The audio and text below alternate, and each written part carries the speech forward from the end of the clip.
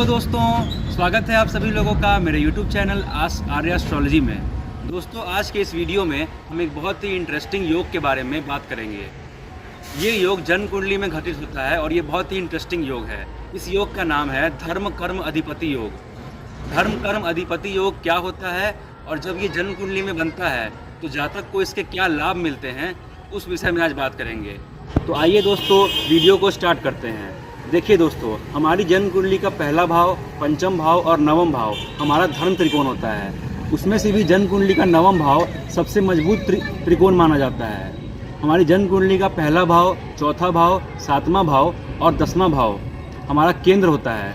उसमें से भी जन्म कुंडली का 10वां भाव सबसे मजबूत केंद्र माना जाता है। तो अगर हम केंद्र त्रिकोण की बात करें तो जन्म कुंडली का 9वां भाव सबसे मजबूत त्रिकोण है और जन्म कुंडली का 10वां भाव सबसे मजबूत केंद्र होता है।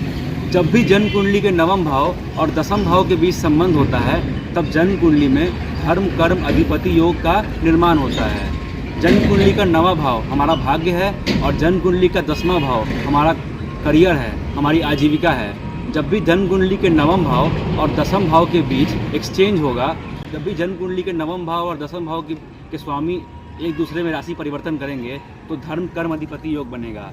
यानी 9th हाउस का लॉर्ड 10th हाउस में और 10th हाउस का लॉर्ड 9th हाउस में, या 9th हाउस और 10th हाउस का लॉर्ड किसी भी हाउस में एक साथ होना चाहिए। पहला, चौथा, 7वां या 10वां भाव में, या पहला, 5वां और 9वां भाव में।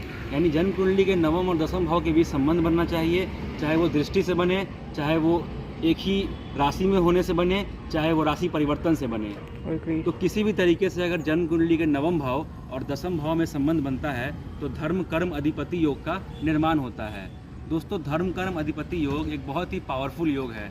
जन्म कुंडली में जितने भी योग मौजूद होते हैं उनमें सबसे पावरफुल योग में से एक धर्म कर्म अधिपति योग माना जाता है, क्योंकि धर्म कर्म अधिपति योग व्यक्ति को बहुत ही धार्मिक काम करने पर मजबूर करता है और व्यक्ति बहुत ही धार्मिक काम करता है और समाज की सेवा करता है। इसके अलावा दोस्तों, व्यक्ति अपने करियर में बहुत ऊंचाइयों को छूता है और व्यक्ति अपने जीवन में सफल होता है। व्यक्ति सात्विक रहकर जीवन को एंजॉय करता है और अपने करियर को बेहतर से बेहतर बनाता है और अपने करियर में उत्कृष्ट प्रदर्शन देता है। क्योंकि जन्म कुंडली का 9वां भाव हमारे धर्म का होता है, हमारी उच्च शिक्षा का होता है, हमारे भाग्य का होता है और हमारे पिता का होता है। और जन्म कुंडली का 10वां भाव हमारा कैरियर होता है, हमारी आजीविका होती है, हमारी पब्लिक इमेज होती है। तो जब भी जन्म कुंडली के 9वें भाव और 10वें भाव में संबंध बनता है और धर्म कर्म अधिपति योग बनता है तो ऐसा जातक बहुत भाग्यशाली होता है और अपने भाग्य की बदौलत उसको अपने कर्म क्षेत्र में खूब अधिक सफलता की प्राप्ति होती है। इसके अलावा ऐसे लोग बहुत अधिक ज्ञानी भी होते हैं और उच्च शिक्षा को प्राप्त करते हैं, क्योंकि 9th हाउस उच्च शिक्षा यानी हायर एजुकेशन को दिखाता है। तो ऐसे लोग उच्च शिक्षा को प्राप्त करते हैं और बहुत महान पद तक पहुंचते हैं। धर्म कर्म अधिपति योग इसलिए भी पावरफुल हो जाता है क्योंकि 9th हाउस एक त्रिकोण है और 10th हाउस एक केंद्र है। जब भी केंद्र और त्रिकोण के बीच में किसी भी तरह का संबंध बनेगा, चाहे वो राशि परिवर्तन से बने, चाहे वो दृष्टि से बने, या चाहे वो इन दोनों के स्वामी का एक ही भाव में होने से बने, तो व्यक्ति को इसके असाधारण परिणाम देखने को मिलेंगे और व्यक्ति खास हो जाएगा। पंच महापुरुष योग से व्यक्ति को लाभ होता है, उसी तरीके से धर्म कर्म अधिपति योग से भी व्यक्ति को खूब लाभ होता है। धर्म कर्म अधिपति योग जन्म कुंडली में बनता है तो व्यक्ति बहुत खास हो जाता है। दोस्तों, अगर धर्म कर्म अधिपति योग राशि एक्सचेंज से बना है, यानी 9th हाउस का लॉर्ड 10th हाउस में और 10th हाउस का लॉर्ड 9th हाउस में, तो इसको भी हम काफ़ी अच्छा मानते हैं। आप इसको कुछ इस तरह से समझ के देखिए कि मेरा दोस्त लैम्बोर्गिनी गाड़ी चला रहा है और मेरा एक और दोस्त है जो बुगाटी गाड़ी चला रहा है। अब मेरा एक दोस्त अपना लैम्बोर्गिनी गाड़ी से उतर कर बुगाटी में बैठ गया और मेरा दूसरा दोस्त बुगाटी गाड़ी से बैठकर लैम्बोर्गिनी गाड़ी में बैठ गया। तो मैंने अपने हाउसेस के लॉर्ड को एक्सचेंज कर लिया, हम दोनों ने अपने गाड़ियों को एक्सचेंज कर लिया।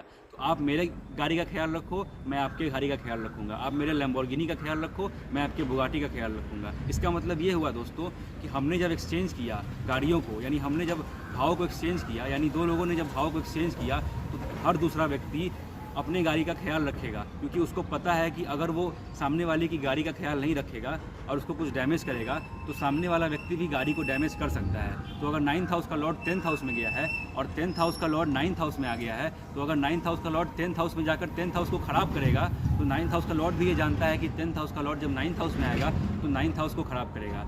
इसीलिए अगर राशि परिवर्तन होता है 9th और 10th हाउस के बीच में, तो आमतौर पर दोनों एक दूसरे को सपोर्ट करता है और जन्म कुंडली में महान राजयोग का निर्माण होता है। धर्म कर्म अधिपति योग के और भी बहुत सारे लाभ हैं, जिसके बारे में मैंने आपको बताया है। दोस्तों, यही थी मेरी वीडियो धर्म कर्म अधिपति योग पे। धर्म कर्म अधिपति योग जीवन के 4 पुरुषार्थ धर्म अर्थ काम मोक्ष में से धर्म और अर्थ को अच्छे से समझाता है। 9th हाउस हमारा धर्म है और 10th हाउस हमारा अर्थ है। धर्म और अर्थ जीवन के 2 पुरुषार्थ, इनको व्यक्ति बहुत अच्छे से निभाता है और व्यक्ति अपने जीवन में बहुत तरक्की करता है। तो दोस्तों, उम्मीद करता हूँ वीडियो अच्छी लगी हो। वीडियो अच्छी लगे तो वीडियो को लाइक कीजिए और चैनल को सब्सक्राइब कीजिए। धन्यवाद दोस्तों।